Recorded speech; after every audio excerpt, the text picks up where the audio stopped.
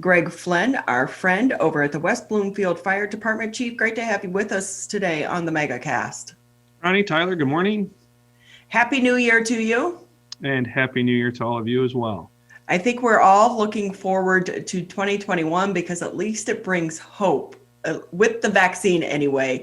I know that starting yesterday, the state has expanded who is going to be eligible for the vaccine, and that does include first responders. Any word on the vaccine rollout for members of your team over there at the fire department? Well, fortunately, with that phased in rollout, there was 1A and 1B, and 1A was real clear that it was pre-hospital care providers or EMS providers. So our paramedics here in the township, serving both West Bloomfield and the Tri-Cities, and all of our paramedics across and EMTs and medical first responders across Oakland County and the state have been eligible to sign up for reserved spots. And many of our providers have participated in that. We know that vaccines across the country, when we look at annual flu vaccine and what people participate, we sit right around about 46, 47%. And that's probably right about where we're sitting with our voluntary, because that's exactly what it is. Because of the process the vaccine went through, it is voluntary for folks to participate in. And we're probably about 50% with our providers that are willing to take the vaccine as it is right now. I just completed around my second shot of the Pfizer vaccine on Saturday, and a couple of the other colleagues here in the office did. And I will say, I felt it on Saturday. Shot one, no issues. Shot number two, I was a little bit of joint pain, discomfort, I would say. Pain's too much. A little bit of joint discomfort and just some malaise. Just kind of needed to binge watch some stuff on Netflix for the day. Yeah, we've heard that from a couple people now that have had the vaccine. The first shot, they were okay. The second one, you had a few more side effects, but I know that they're saying that that's really your body and your immune system going to work. So it's kind of a good sign to have some of those side effects.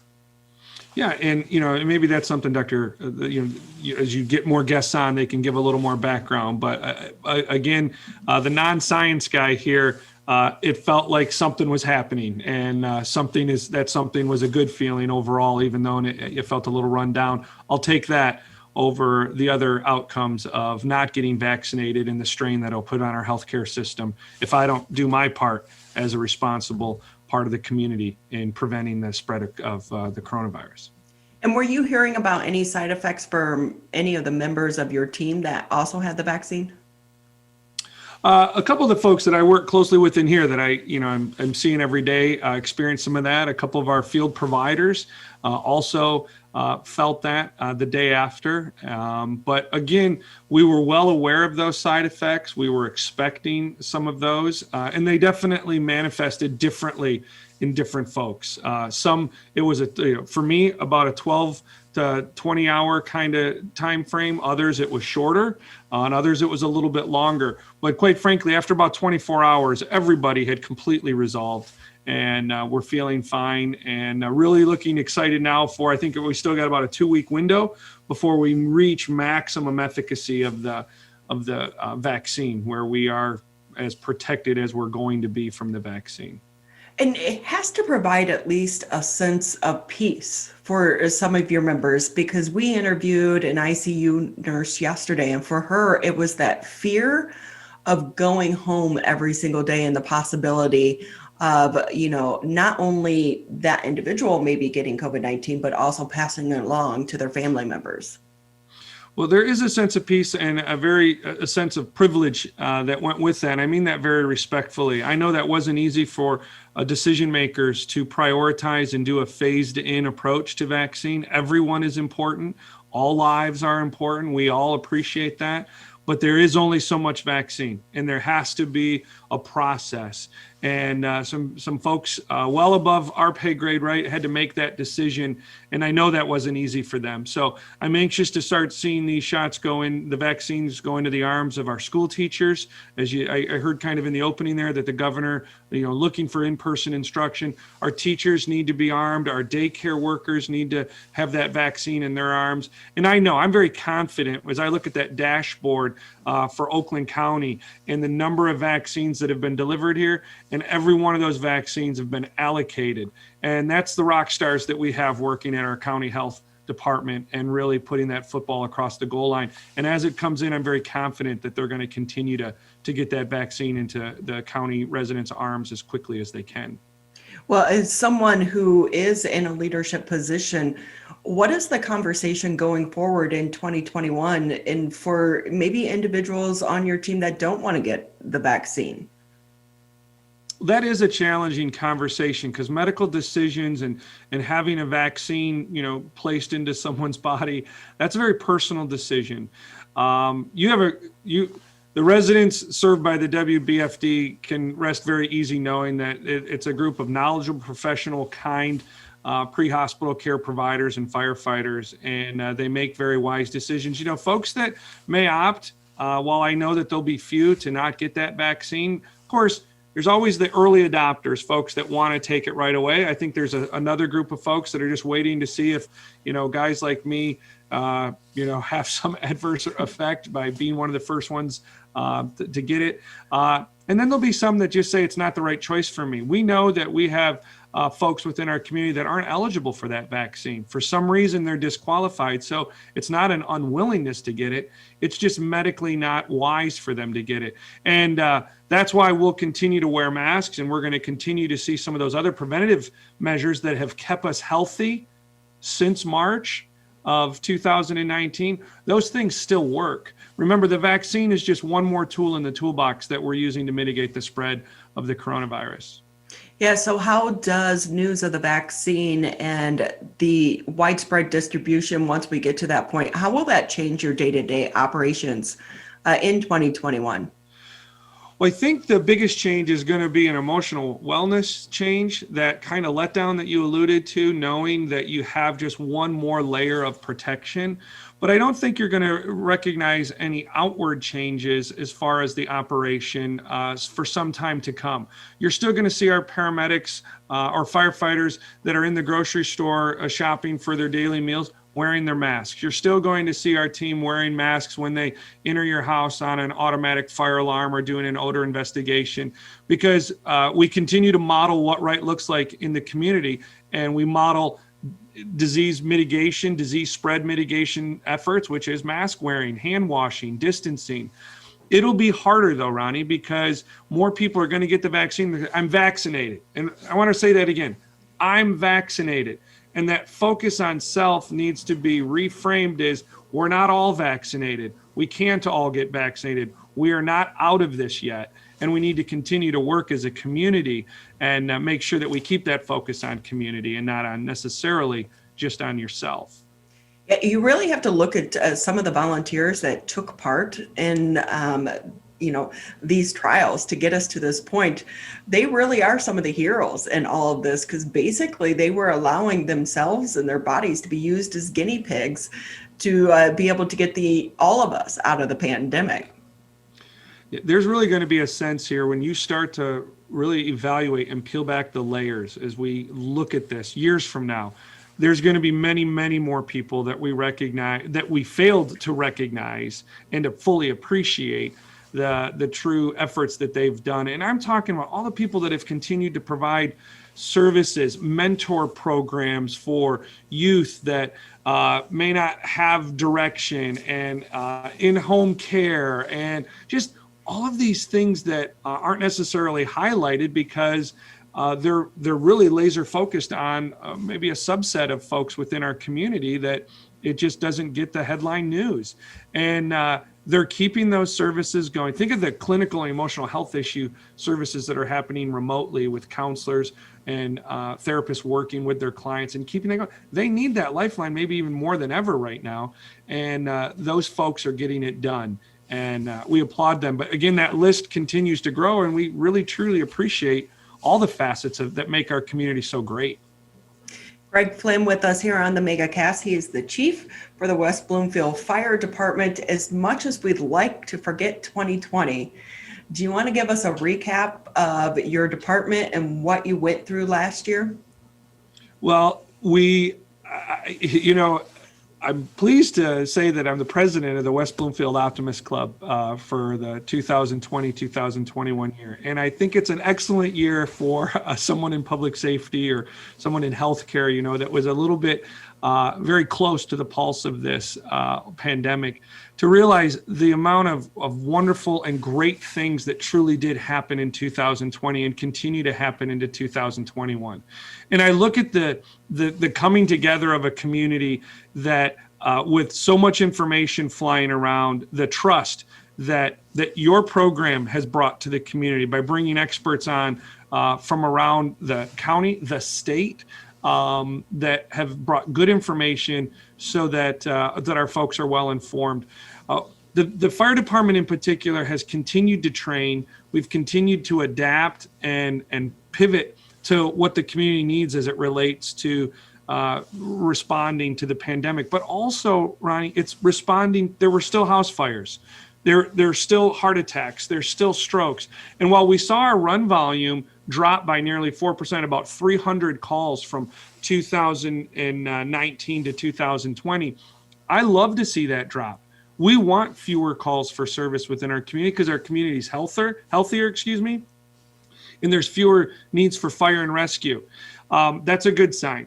But unfortunately, I don't know that we have a trend there, because I think most of that downward turn was because we weren't moving around as much. There weren't as many people on the roads, and there wasn't as much activity. So years would have to show us that trend. One year is not going to.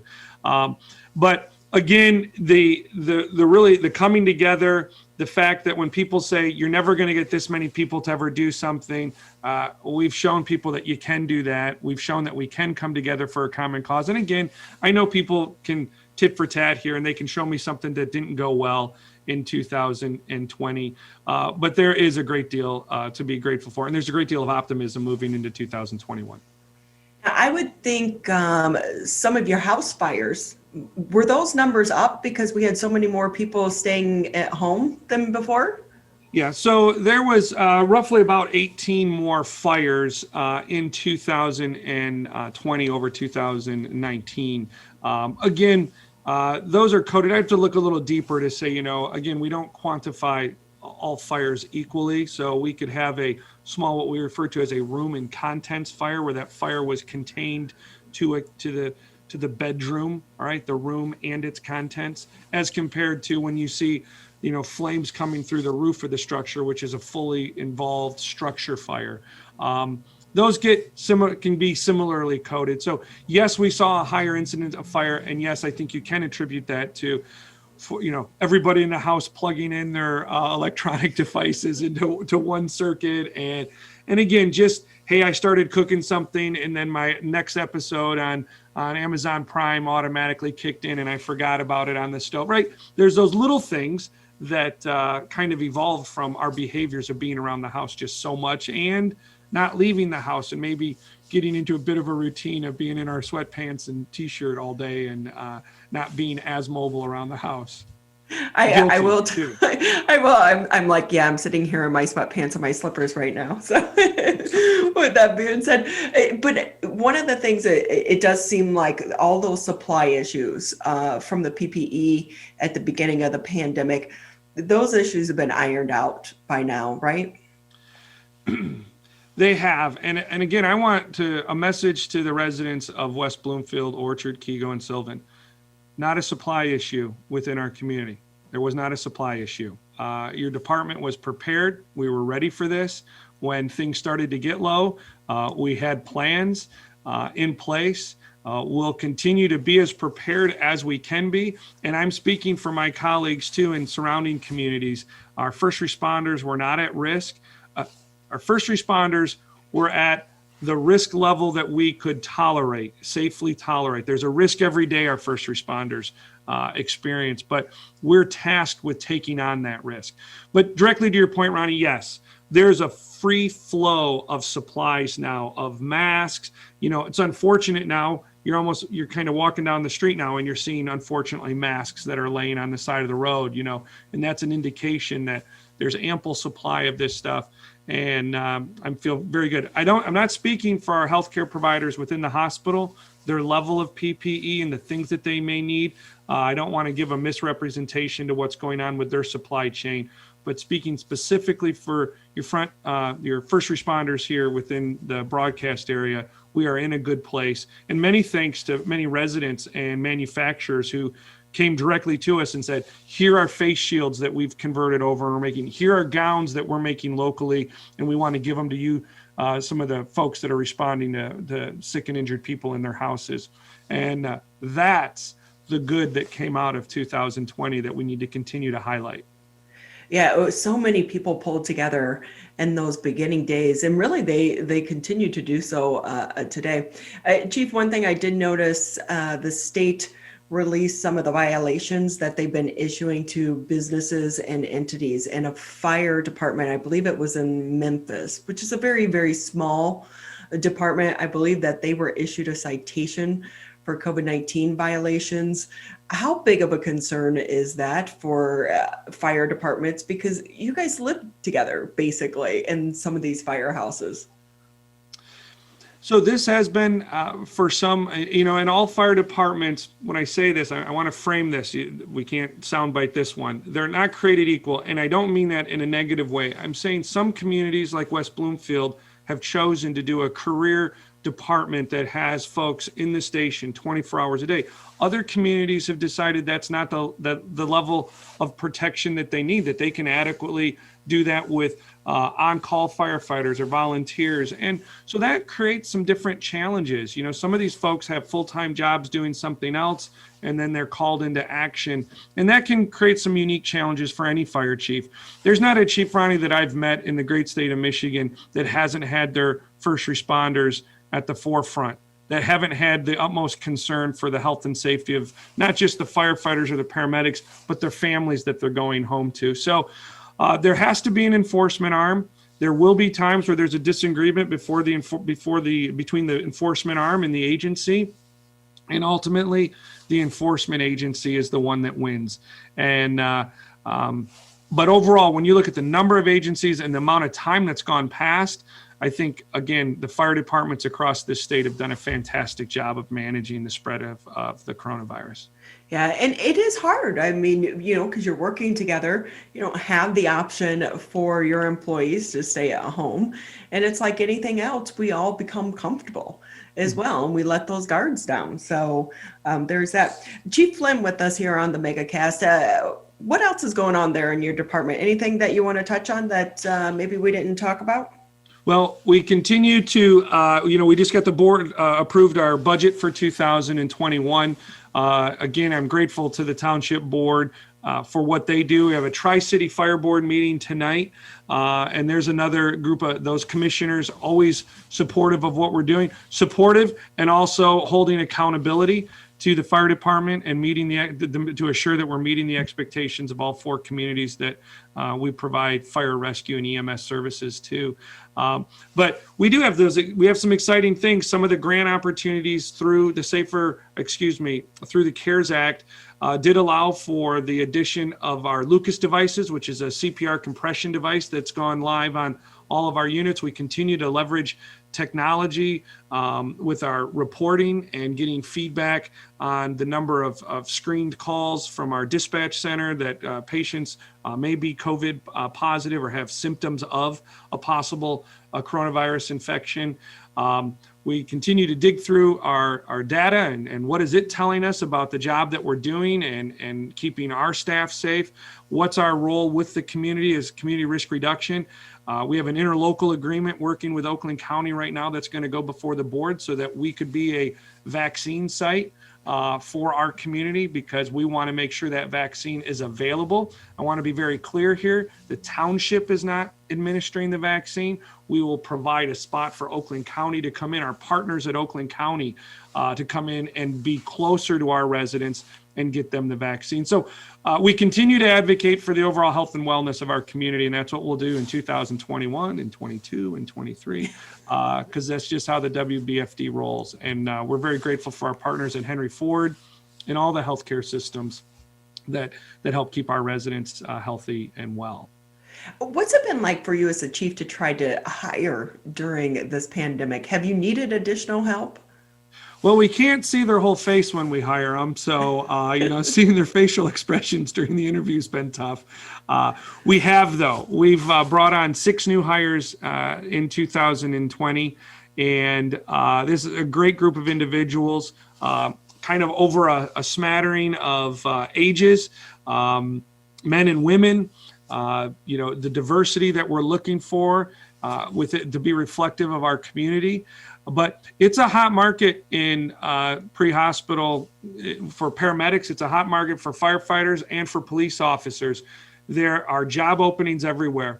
And what I would say that we can offer here at West Bloomfield is a community that supports their first responders, supports their paramedic firefighters, has for decades, and I'm very confident will support them for decades to come. And that's what makes West Bloomfield such a great place to work, is the people that we have the privilege to serve and the men and women that you get to serve to your right and left. Well, Chief, they're lucky to have you leading the team as well. And we want to say thank you again, as always, for being a friend here to the MegaCast, and also to all of the members there at the fire department. Each and every day they show up and they're there to serve the community, and we do appreciate it. You're very welcome. Well, happy 2021. Let's hope that things are a lot better this year, though, right? Very much so. Thanks again for having me on. Look forward to seeing you guys again soon.